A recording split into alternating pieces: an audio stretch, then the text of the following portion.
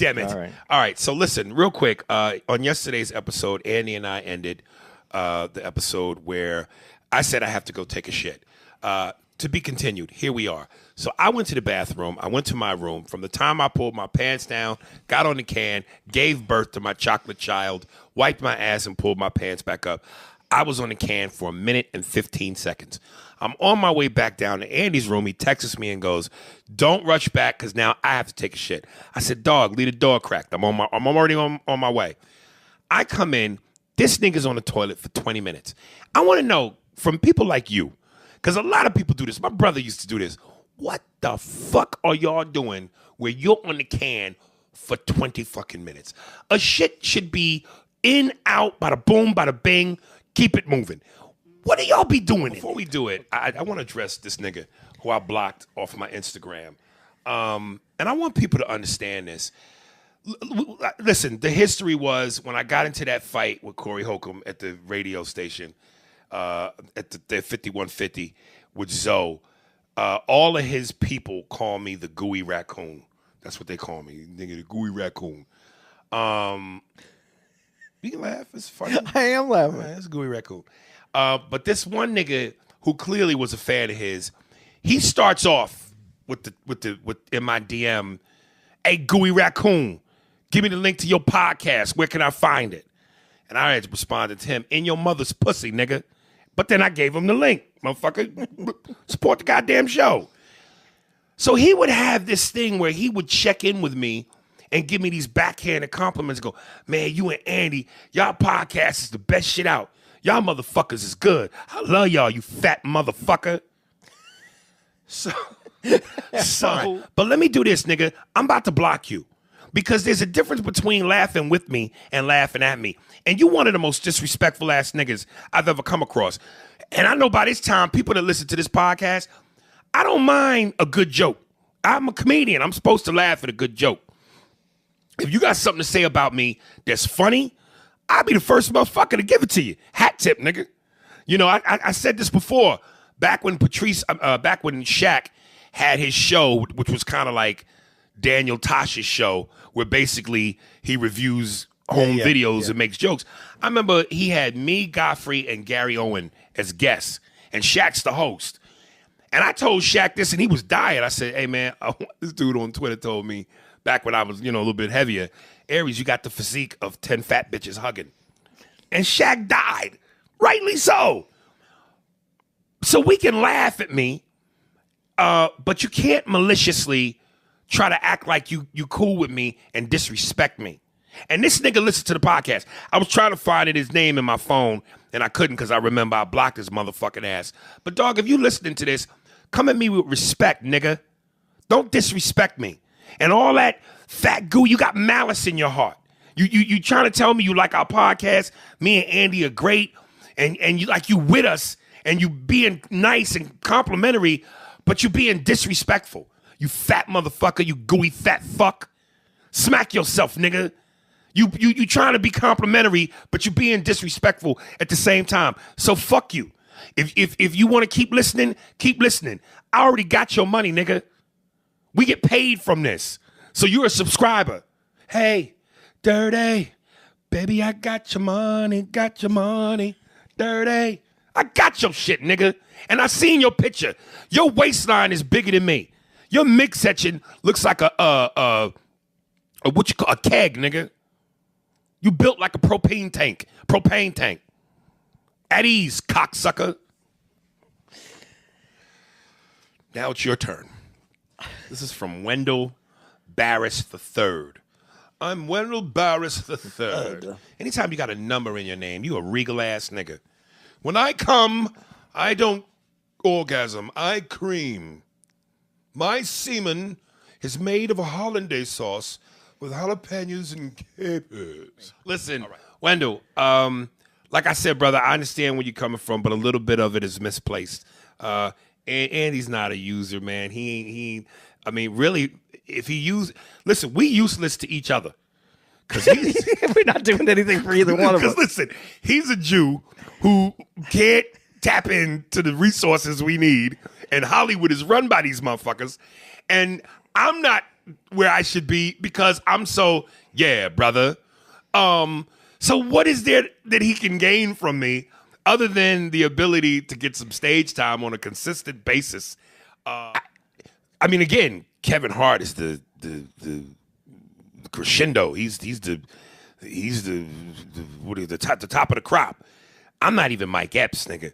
You know, Mike Epps works consistently in movies and projects. So it ain't like Andy's going, oh, that role for me is coming any day. Because, nigga, I'm not doing that. And like I said, this motherfucker said on the WAP episode that he knows billionaires. And I wanted to punch him in his mouth. Like, nigga, what are we doing struggling? You got billionaire connections? So, right. I got to implement, this is why he's a fucking genius. Dave Chappelle's joke from For What It's Worth, the Showtime special. You know, the founding fathers, as they was writing the Constitution, all men are created equal. Nigger, get me a sandwich or I'll kill you. Justice, liberty. We voted in the 90s. Clinton, more black men in prison. Did it change anything? And this was supposed to be really our first black president. Remember them jokes? Clinton is the first nigger president because he played sax and got side pussy. From Glenn Fowler. And I think this was a little bit confusing. Okay, it says from Glenn Fowler, but then towards the end, it says Sharon Fowler. So maybe you might be able to help me make sense of this. Karen Hunter. I have heard you on Karen's show many, many times. The last time I heard you plug your podcast, you asked listeners to help you blow up like Joe Rogan. I gave it a shot. I have to support any positive black experience / venture. Very offended, disappointed at how freely you use the N-word. I believe if everyone who hears it can't say it, then I shouldn't. If Sharon Fowler, P.S., I really wanted to add you to my rotation and remove something else. Again, am I talking to a girl or a dude? Because I think Sharon may be Glenn's wife. Because it says from Glenn Fowler, but then it ends with Sharon Fowler. You see what I'm saying? Yeah, but I think they might be using the same email thing. I think it's Sharon. Okay, Sharon. Because, yeah, okay. If this is a dude, oh, boy, nigga, please untuck your dick from your thighs. And you just said it again, too. She was listening to you. The M word. No, she's she's nigga.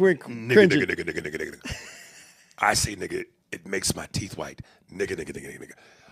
You know, and again, I grew up with parents, you know, like I said, played spades, dominoes, cards.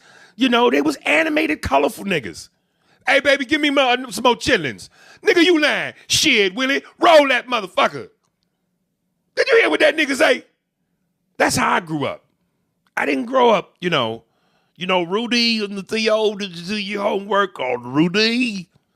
I didn't grow up like that. I tell white boys all the time who go, man, you racist, you don't like white people. Do me a favor, listen to the podcast, champ.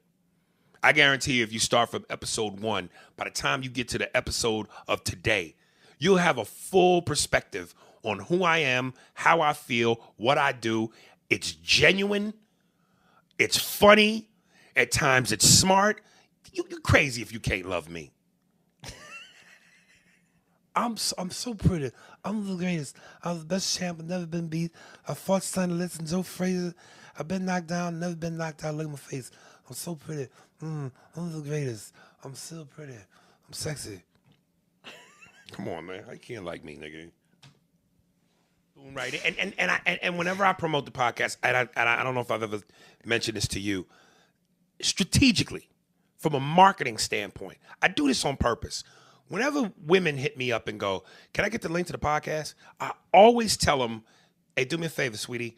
Listen to episode 27, the Pussy Podcast, first. Then listen to episodes 90 and 91 with Kyla Lacey. Because if I don't say that, my fear is that they'll just listen to a random episode and feel like her. How this is disrespectful, bitches, nigga. But I'm trying to get you hooked on the coke first. I'm going to give you this for free. The Pussy Podcast is to get you wet. It's to get you titillated. It's to pique your interest. And then somehow, if that still ain't did it, now go to 90 and 91. So you can get a woman's perspective. Kyla Lacey, intelligent, strong, black, great poem. So between 27, 90, and 91, you hooked on my product. You hooked on the Blue Magic. Again, this is one of those where I go, I ain't an actor. The scene where he comes up in the park, I think it's like in Central Park, and there's 1,000 cops on the scene. Her body's in this ditch, and he completely fucking loses it. And it takes 1,000 cops to hold him back. And he goes, "Is my daughter in there?" And he's losing it. I don't know if I could do that, man. From what it is you got to draw from to pretend that this actress, who's not your real flesh and blood, has been raped and killed, and it affects you that deeply. He sold the shit out of that, man. Dude, I think you do that though. I've seen you act before. I think that you put yourself in the position of the character. Not in real life. Not in a movie. Or in real life, maybe. Like, you know, I'm looking at the toilet and I'm like, is that my career in there? I'm not really a listener of hers. But I'm going to tell you who go hard body. Young M.A. And for a long time, I thought her name was Young Ma. But I think it's pronounced Young M.A. And, you know, let's be real. You know, she is a snatch snipper. You almost Denzel that. Which part? Right. She. All right, she. She hard body, nigga. You know, she got a jock strap. Young M.A. go hard. Murder Mook got bars, man. I have to play this for y'all. He was on Funk Flex's Hot 97. And Funk Flex does a thing where they do the freestyle. And this is why I love New York niggas and New York rap so much. The bravado, the arrogance, the mentality. We don't hold shit back. And at one point, Murder Mook, as the beat comes on, he takes the mic cover off the mic and throws it on the desk and goes, "Hey, pardon me, man," to Funk Flex. He goes, "You had a lot of bullshit in front of this. I can't catch what these niggas got." We come to Miami, and I found out there was a curfew here too, but 2 hours earlier than Indianapolis, which is to say 10 o'clock. So definitely we had no chance to enjoy Miami in all its Miami splendor. And I was crushed because as a dude, finding out that Miami shuts down at 10 is like being a dude going to a bachelor party and the main stripper is a transvestite. It just destroyed the moment. Right. So I went to Popeyes the other day, right? And the way it works is Popeye. Right. Because it's either you order online now, right, and you drive to pick it up, and you wait outside and they'll bring it to you. Curbside pickup. But you also can still go in the place and off the street and place an order. Right. So I walk in Popeyes, there's 4 people in there, and the lady tells me, "Sir, you got to go outside. We only allow 4 in at once." And I said to the dude who was one of the 4 people in there, I said, "Hey, did you order already?" He goes, "Yeah." "Okay, well then can you step outside so I can place my order?" He had no problem doing that. She got upset with me and said, "No, sir, he doesn't have to leave. You wait outside." I said, "Miss, I'm not here to do an online pickup. I'm here to place my order. So if I wait outside and you're assuming that I'm here for an online pickup, how will I ever place my order? It's simple math. Let him wait outside. I place my order. Then he can come back inside and I'll go outside." So it turned into a thing where, long story short. That would never happen at Taco Bell, by the way. Okay. She didn't understand what I was trying to say. There was a little bit of a language barrier. Right. Now, if I would have said. Language barrier? Yeah. What language? I'm not. She really couldn't understand. Like, she's speaking like. So I don't, you know, her, you know what I'm saying? She's not speaking. She's Hispanic? Yes. I'm sorry. Okay, I'm sorry, my bad. I didn't know that. Everybody at this Popeyes is Hispanic. I didn't know that. You said Popeyes, immediately I assumed a whole different other situation going on. Okay. My bad. But yeah, no. Asian. You thought they were all Asians. I thought they were all Asians. A couple things. First of all, she is learning the language. She hasn't learned the language. It's not perfected, but she is learning the language. The fact that you were able to get any information thank across. goodness. So, you said learn the language. She's fucking learning the language. You don't know how long she's been here. What if she's been here for 6 months and she knows the language well enough to be able to say, you have to go outside? But she doesn't know it well enough, because if she did... But you understood it. I understood that part, but she didn't understand me. Oh, okay. So if she learned the language, then we wouldn't have this problem. Learning the language. Again, I don't know. This is I don't want you to be my doctor if you're learning how to practice medicine. Again, luckily, I've never outright said that to any Latino person, and I never would, because I know how that comes off. Right. But in my mind and in my frustration, I'm just going, But if you give a disclaimer at the beginning, then she can't take it the wrong way. What do you mean a disclaimer at the beginning? See how fucking dumb that sounds? If you said that a lady, I'm not racist. I love Hispanic people, but go to your fucking. But why the fuck would I say that? Exactly my fucking point. That's why I'm just making a joke, a callback to what your post about in Instagram. How about the disclaimer, and then you follow shit up with shit that maybe the disclaimer. But you just used that as an example. If you gave her a fucking joke, that's a bad joke. He laughed. It's a bad joke. I hit 50% of my audience. That's pretty fucking good.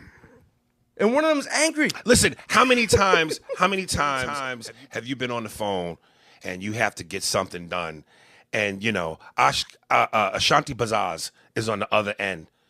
Can you clarify what the fuck Ashanti Bazaz means, man? So I'm gonna help you for customer service. Right. And you just go, fuck. Dude, because you know you're not gonna understand the majority of what's being said. Here's what I've said to that person. That just happened to me recently. Here's what I said to that person. I'm not trying to be disrespectful, so please, I apologize if this comes off disrespectful. Can I speak to somebody else, because I can't understand what you're saying?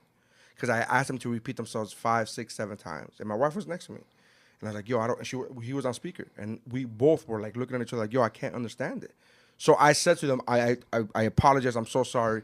Is there somebody else I can speak to? A supervisor? You didn't do anything wrong." I clarified that with that person. You didn't do nothing wrong. It's my fault. I just can't understand what you're saying. That should be my approach. Can you put somebody else on the phone? I'm sorry. I apologize. Excuse me, miss. Wako to Papa is, would you play your order? Right. Miss, I really can't understand you. Can you please get me someone else? Sure. Hello, Wako to Papa, can I take your order?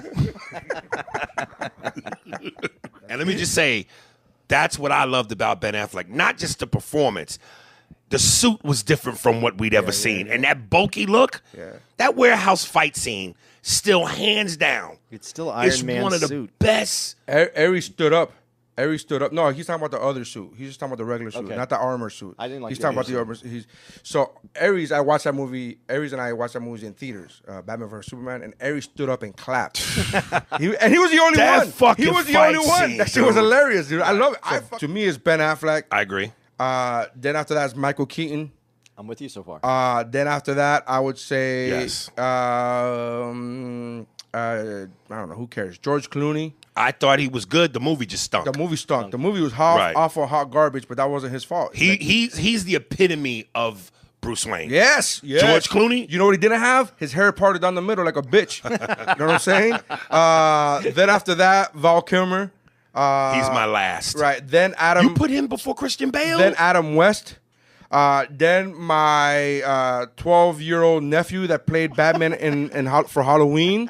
You're doing that. Then Spacebar. You're doing that. And then Christian Bale. Everybody else that ever thought about playing Batman. And Luke, what's his name? I was gonna say Cage, Nicolas Cage, where he played Superman. Yeah, Nicolas Cage played a better Batman.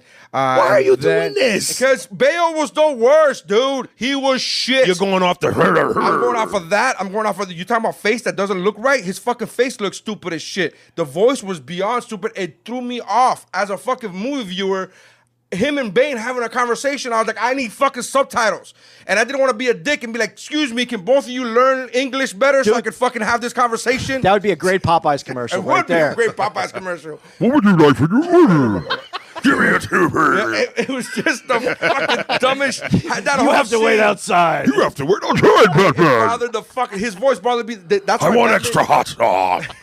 Right. Batman Begins. I know what I Will I ever be able to get you to admit that one of the most overrated DC movies, which I really think is a piece of shit, is Aquaman? I like Aquaman, dude. I like it a lot. I don't know. I don't understand.